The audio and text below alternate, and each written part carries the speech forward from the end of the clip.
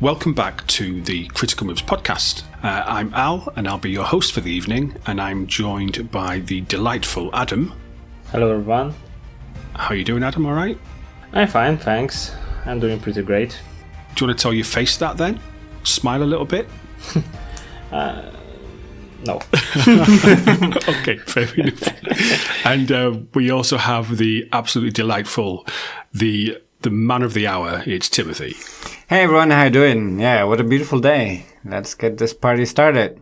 Adam, that's how you do it. That's what you need to aspire to, okay? Today we're going to be looking at city builders. Old city builders, new city builders, what's coming in the future, what to expect, and what are some really cracking games in that particular subgenre of strategy games. Starting with what? SimCity? I mean, it goes back, I think, earlier than that, but SimCity was really the first commercially accessible and profitable city builder game. That's the one that really popularized the genre, isn't it? Did you ever play it in 1989? Not much, but I did, yeah. And it was. And I was a kid back then, and you can laugh about it, but yeah, I played it on my big brother's PC, and I would mess around and have no idea what I'm doing, and then find... I believe it still had like the cheat codes at the top, or you could like click a button and have tornadoes appear and stuff like that. And that was like the most fun I had as a small child. I think if I had been an adult, I would have enjoyed the optimization more. But that's the level of enjoyment I had at the time. You said you enjoyed the natural disasters, I guess, isn't it? Would be the cyclones and tornadoes, and I think you could drop meteors on SimCity, couldn't you? Well, yeah, you remember I was 8 years old at the time, so that means I was the kid's equivalent of seeing my brother build a sandcastle and me enjoying trampling on it, but then in SimCity form. So at what point did you kind of realize that this was something that you could actually do and you could create? For me, that was Pharaoh, and that was a little bit later, and I enjoyed that game thoroughly. It's a different kind of city builder. You're a little bit closer up, and so then obviously Egyptian times. And you could. I was going to ask where it was based. And you could click on the individual people, and they would comment back on you, like how are they doing, and like how good you were in your city and how happy they were reflected on what they would tell you. And then they would be like, oh, what a wonderful day today. Or like, miserable, please, I need more food. Was it the part of the series where there was like a Zeus, Cleopatra, Caesar? Yeah, okay. I know the series right now. Yeah, I know. Very fun. And I suppose you've probably got, I know we call this like a subgenre of strategy games, but I suppose there's subgenres as well, isn't there? So, you have like your sandbox, which is your SimCity, and your SimCity, what? Did they get up to number 4, I think, of SimCity, didn't they? Yeah. And then you've got, of course, the GOAT, which is Cities Skylines, the original from 2015. I could talk all day about Cities Skylines because I just loved it so much. I think we've made a bit of a joke about how many hours I have in that game. I think we're pushing 8,000 now. It's just ridiculous. And it was just because I enjoyed making things look pretty. So that's how you enjoy the game? It's like making things pretty? Because I feel like there's several key ways how you can enjoy City Skylines. Yes. It was a case of, I wasn't about optimization. I wasn't about challenges. It was about making something which was aesthetically pleasing. So you see, like this genre, as you spoke, when the first City Skyline, when the SimCity was out, the first game, I guess they tried to do everything. Like they put the city builder, but it was more on challenging side, I would say. There were like natural disasters and so on. And for example, City Skyline is like a pure city management, like on the side of building the city itself. So there is not much of the challenge, to be honest. And the city is really laid back, and you can have your time and play it and enjoy it. Yeah, but there are scenarios in Cities Skylines that you could play, aren't there? It wasn't just a sandbox.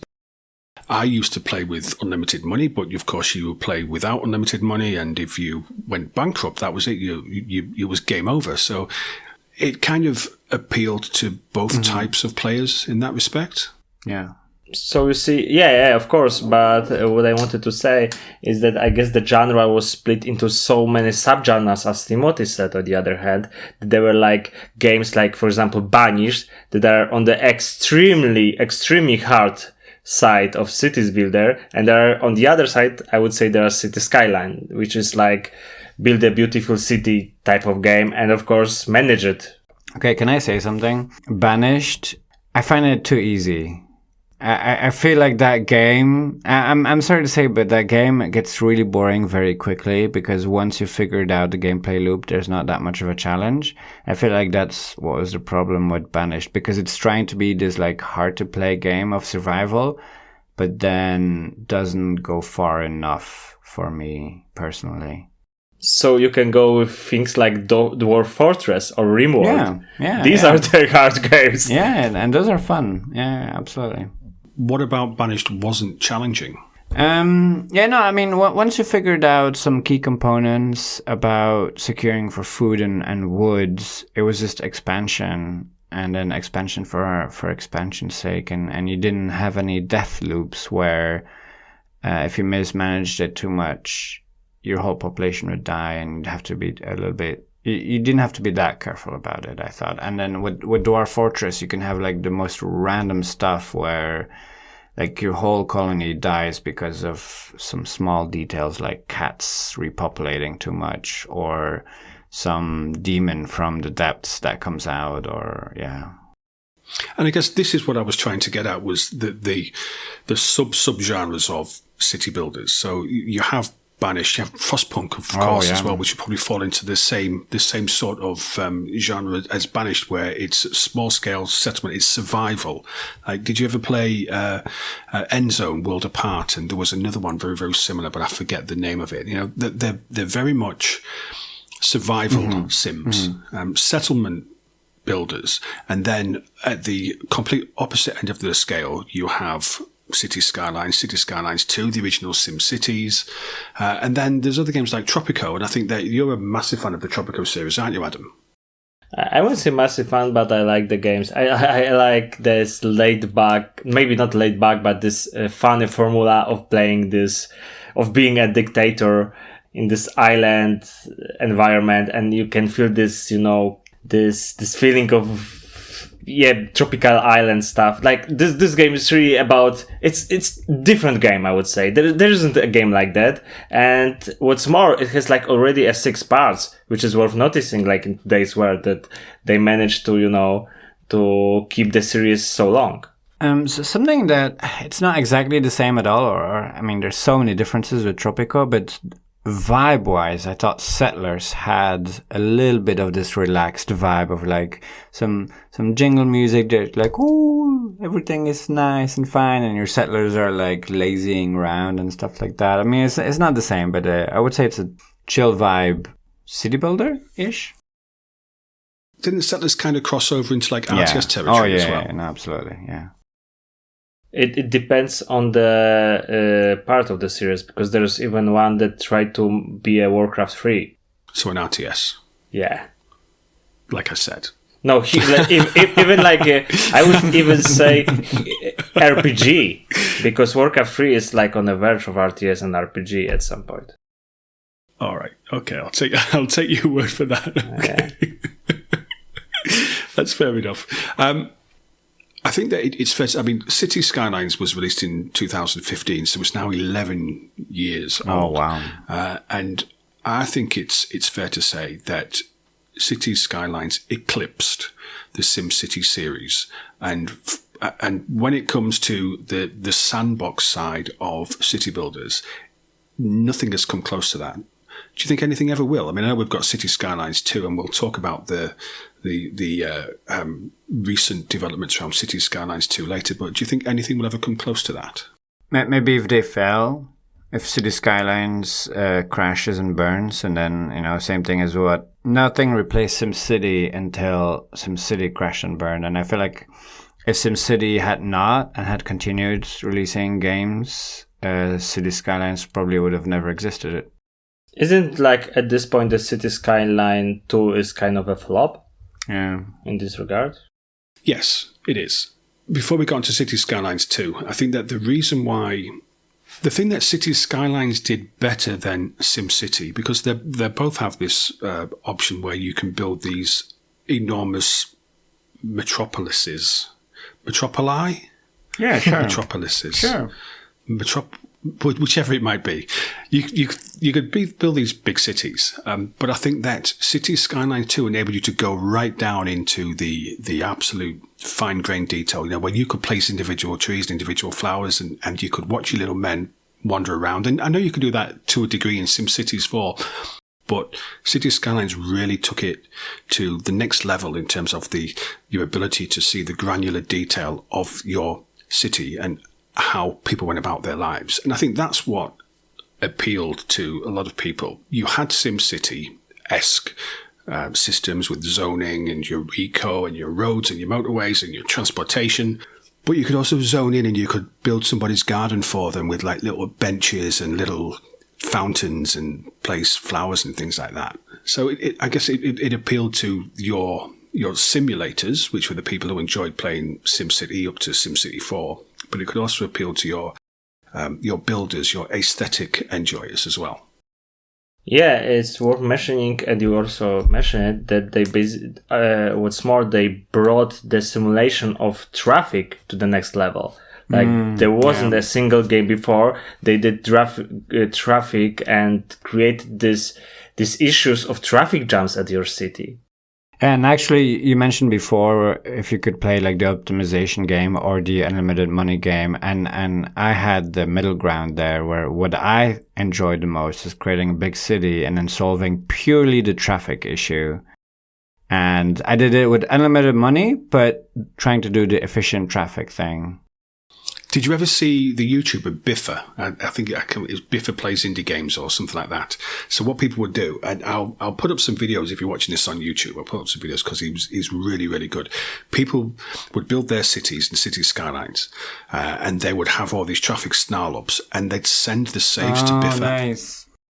And he would, and I'll drop a link to his channel in the description here because it was just excellent. That's to see. So nice. You had these tailbacks which were going to the edge of the map, and people would send these save files to Biffa, and he would unpick them and analyze them and fix their traffic problems. He was so clever in the way he did it, and I think he moved on to City Skylines 2. That game never really captured the magic of the original. I haven't played it, but I heard there was issues with optimization, and basically it ran horribly. Am I right? Yeah, it never should have been released in the state that it was released. It's better now, but it was released in 2023, so it's been coming up to 3 years. So and as we know, as we found out in November, Colossal Order, who were the original developers of City Skylines and City Skylines 2, have been removed.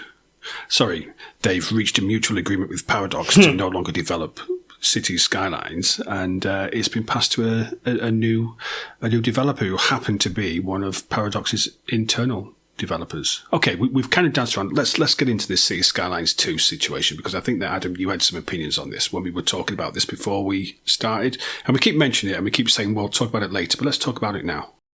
Basically, at this point, as Al mentioned, the developer of the game changed to... what was the name of the company? So Colossal Order were the developer of City Skylines. They made City Skylines 2, and it's moved to Iceflake Studios. Yeah, so you see, they basically moved it to the company that they didn't have much experience in this type of game.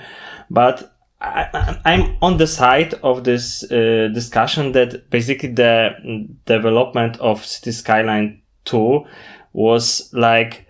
Basically, in my opinion, City Skylines 1 was accidentally a good game. Because if you look at the history of this company, they created 2 games before, Cities in Motion 1 and Cities in Motion 2. And I tried playing these games, and they were good.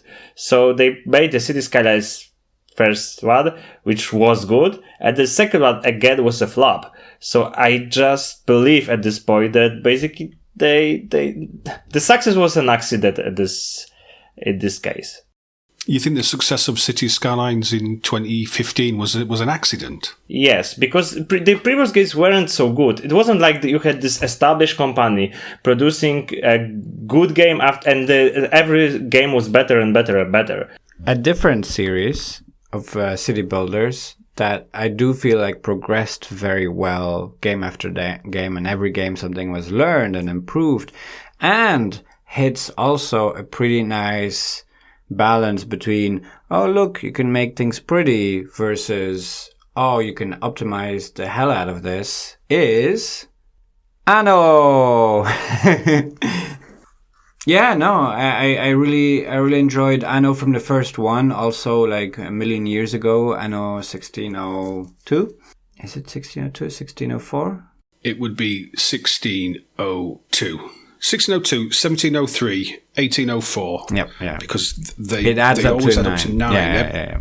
Every single Anno title always adds up to 9. 117. And yeah, I feel like 2205. They've been progressively better and better, and I really enjoy optimizing them and making things pretty at the same time. And something awesome that you can do now is you could play co-op, and being the multiplayer person that I am, I like when you play with the same nation or same island or same player with two people, and one person enjoys optimization and one player enjoys making things look pretty. You can kind of both do that at the same time, and it's like super fun. Well, I like making things look pretty. What do you like? Optimization. Well, do you know, I knew this was a match made in heaven, you and I, Timothy. I just knew it was a match. See, Adam's getting jealous. But I've always said this. But we'll come back to Anno. All right, Tim, because I want to. No, it's cool. It's cool because I think that Anno is massively deserving a mention when we're talking about city builders. It is an icon of the genre, right? But I wanted to just come back to Adam's point around this City Skylines 2. Paradox don't release shitty games, do they? Oh, it's very rare that they do. So they must have known that they had a hit on their hand because they put all of their money into making sure that City Skylines got all the exposure it needed to be successful. Marketing is very important when it comes to games. Paradox controlled the purse strings. City Skylines was very, very successful. City Skylines 2 was a flop. You're right, absolutely. But I think there's a couple of reasons for this, and I want to go over these two reasons. The first one, I think it's the same situation. I'm going to mention it as Stellaris. We'll never see a Stellaris 2. And we no reason. City Skylines 2. Well, there you go. Right, so we're even. Because the reason why we'll never see Stellaris 2 is because of the number of mods which exist for Stellaris. You will never be able to reach a Stellaris 2 which gives you the same all-encompassing experience that you get with the original game. And it was impossible for them to release City Skylines 2 and give people the same all-encompassing experience that they had with the original game. That's why it failed, reason number one. Reason number two is because of this mod situation, Paradox removed the Steam Workshop. And they put all of their mods into the Paradox launcher, which was just everyone was so used to the way it worked with the Steam Workshop, and they just ignored players, they ignored the existing community, they ignored the way it worked, and kept everything internal because they, as a big company, want to retain control of everything. So, you see, I like you, you are a nice guy, but you are wrong. The first argument is wrong, is that Paradox did this really well with several other games. They did it well with Europa Universalis 5. There were Europa Universalis 4 that was a huge game with lots of mods, and they created the next one. They did the same with Victoria 2, with Victoria 3, with Age of Wonders, with Hearts of Iron. They basically did the same. They have the same strategy. They basically make a game, create lots of DLCs for it, and there are huge amount of mods, and then they somehow they create the next game which is also good. And in City Skylines, it wasn't the case. Yeah, but not only did they make it good, they made it significantly different than the previous game. Whereas with City Skylines, it's almost the same game. They kind of remade the same game with a little few differences here and there. Who developed, not published, who developed the Victoria series? Paradox themselves? Right. Who developed Europa Universalis series? Yeah, Paradox and yeah. All right. Who developed City Skylines? I see your point. I mean, I'm not often right, okay? But the evidence, Tim's absolutely right. City Skylines 2 took all of the systems that existed in City Skylines 1 and just made them ever so slightly different, and in many ways made them worse. But because of the significance of mods, City Skylines as the base game, it's decent, but the mods made it 100 times better. Now I'm fairly certain you could play EU4 or Victoria 2 without mods, and have a complete game experience. You don't need mods for those games to work. You don't need mods for City Skylines to work, but the mods enhance the experience, I would say, far more than what mods for Victoria and for EU did. Yeah. Because I guess your mods for Victoria and your mods for EU are going to be maybe like total conversions or new units and that kind of stuff. The mods for City Skylines changed mechanics.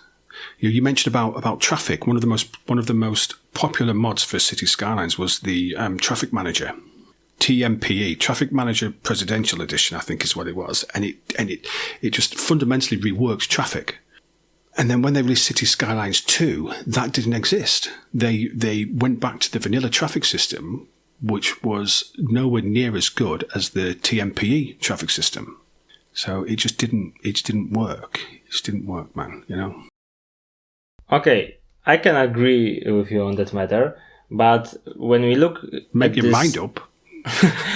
Man, Hey, I'm open to discussion. You simply changed my mind. Well, there you go. Good job, mate. Good job. But what I wanted to say is that when we look at this situation from your point of view, that basically they couldn't make a second City Skyline a good game, because when the mods were a basis for a whole gameplay and for the whole success of the game, like if you made a second game, basically all mods are no longer playable, so you lose like core of it. I would say make a different game. Like, it doesn't have to be almost exactly the same game, but a little bit different. Just go in a different direction. Yeah, I agree with you totally, but you see, like, so you have two ways at this point. Because you have base City Skylines 1, which, as Al mentioned, is like, I don't know, 50% of a game without mods. And then you can, like, and you have developers of the game, and they need to think, okay, let's make a second one. So we can make either the different game, or create again the game for mods. And if you do it, then maybe there's, like, not much to change in this frame, this core of gameplay. It seems to me that because Paradox Interactive owns City Skylines, and we saw back in November this mutual decision to go this. Please pardon my language, but it's bullshit.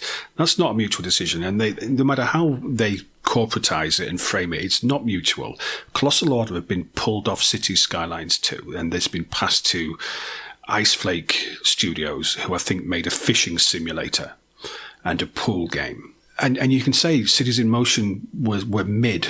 I think that's maybe like, is that like youth slang for semi-decent? I don't know. I'm an old man, right? Colossal Order have experience. Colossal Order made Cities Skylines 2. Whether it was great at the start or not, it's far superior in 2020 or end of 2025. It was far superior as it was in 2023. You know, they fixed a lot of issues. They made Cities Skylines 2, and now it's been passed to a company which is owned by Paradox Interactive. And call me cynical, but I think it's because of Paradox's well-established and well-known DLC strategy they now control the development of all DLCs. We said it anyway, but they now control completely the development of all DLCs for City Skylines 2. And I imagine that as we progress through this year, we are going to see cosmetic packs and we are going to see map packs released on a very, very regular basis from Iceflake Studios, because that's what Paradox want to do. They want to milk this game because they've probably made a loss, because of course they bankrolled the development of it. They've probably paid Colossal Order to develop this game, and I bet they've made a loss, and they now want to get some of that money back. So they kick off Colossal Order, they bring in their own guys, and they say, monetize the shit out of this game so we can get some of our money back. Am I just really, really cynical?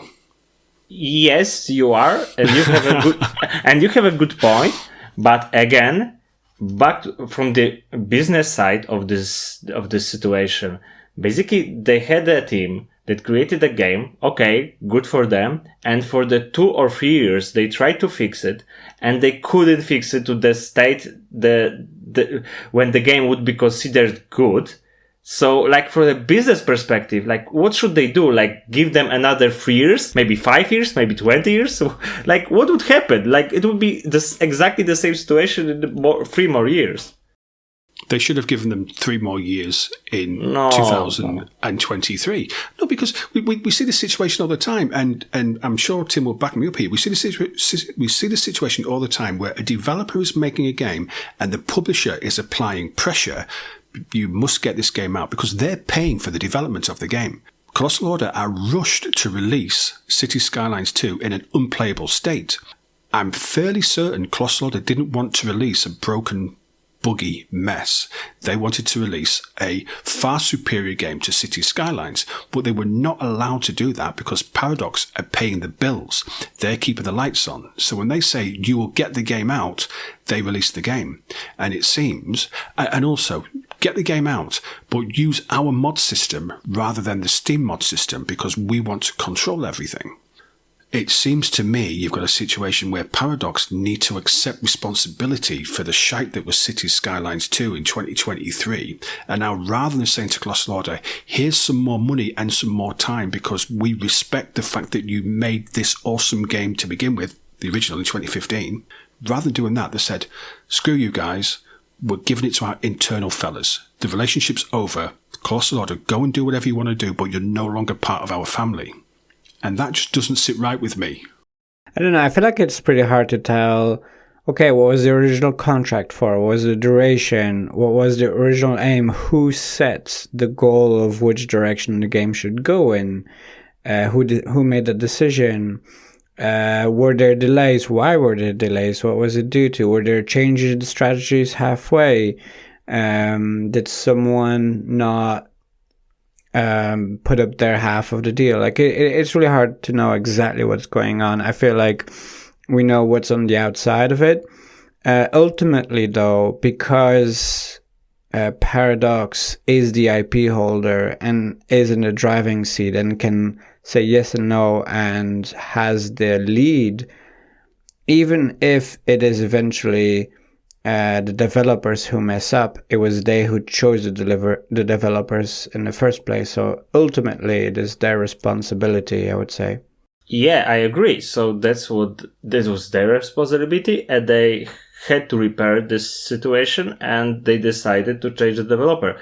The other issue I have with this is that Colossal Order know the code of City Skylines 2.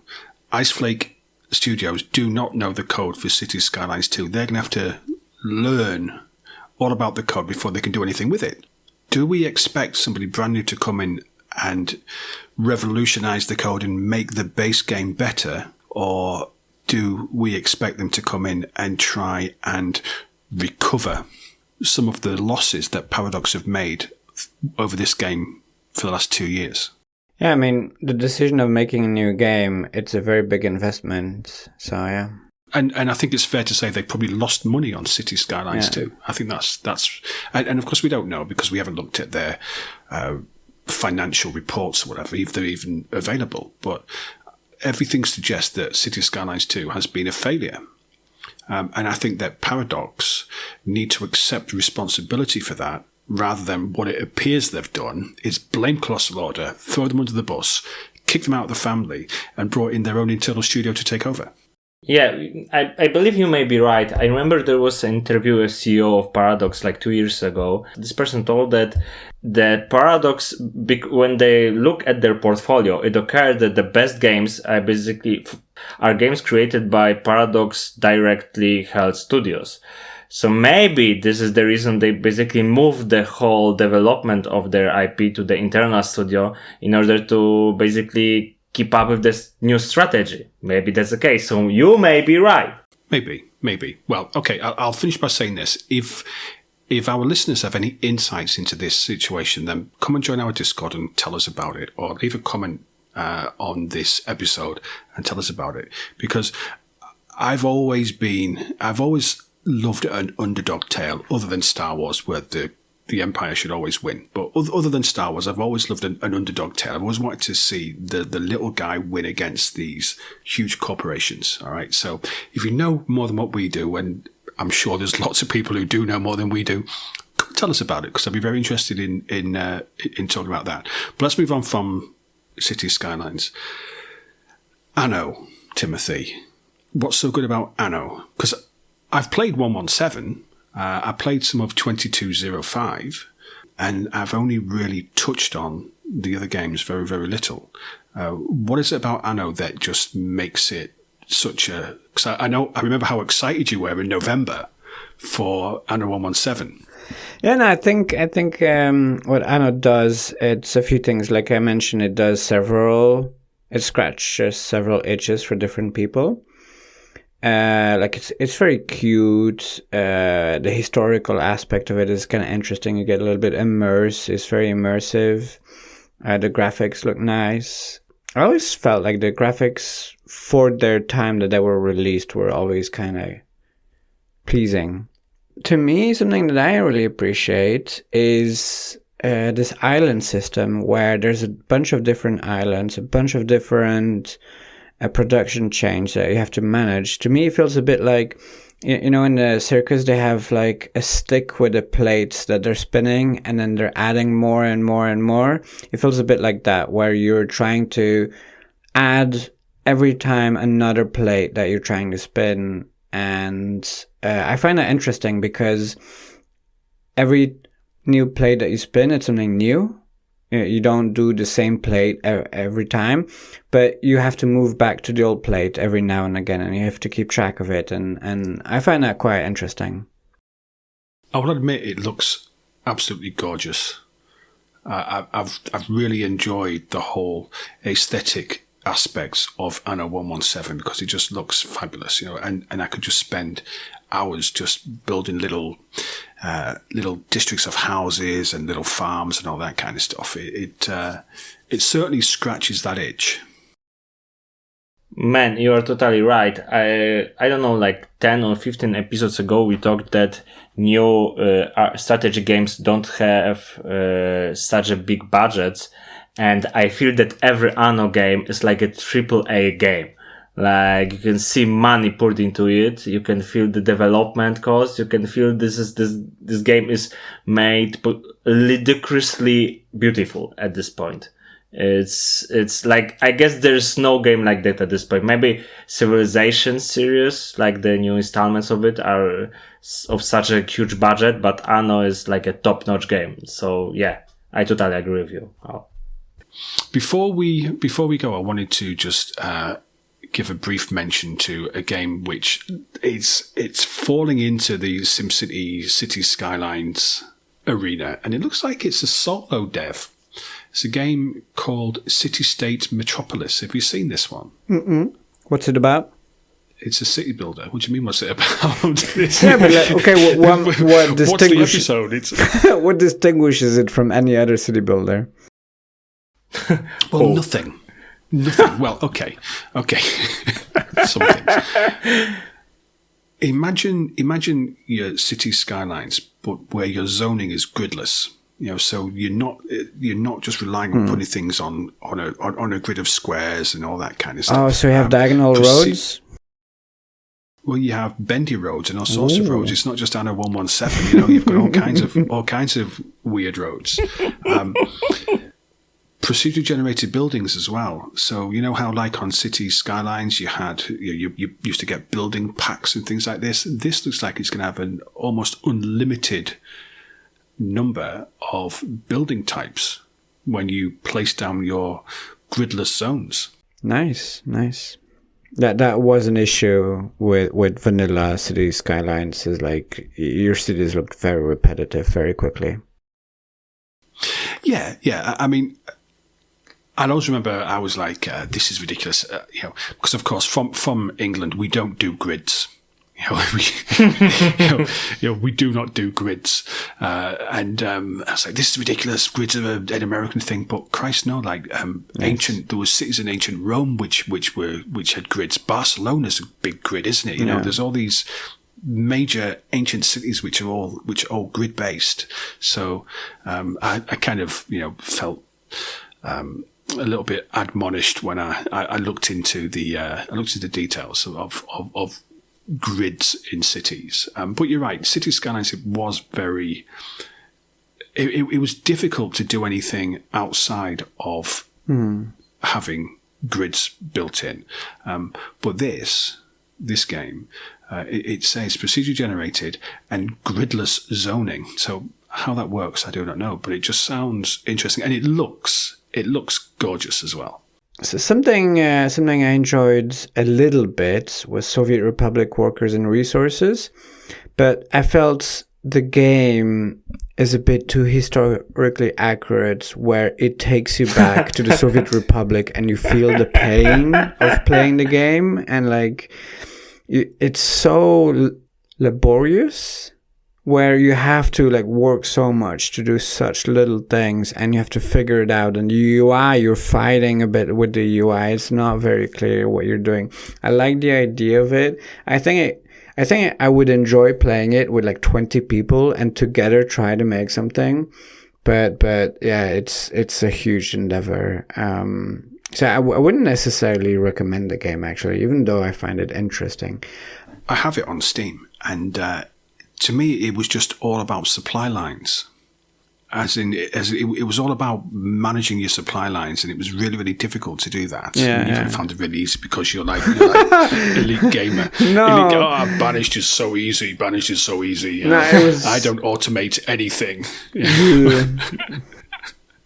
But that's what it seemed to me. Was I think that the thing that I enjoyed about those more sandbox city builders is that residential zones and all this kind of stuff, where the focus for Soviet Republican workers, whatever it's called, because it's too many words, seemed to be more about managing your supply lines over creating a settlement.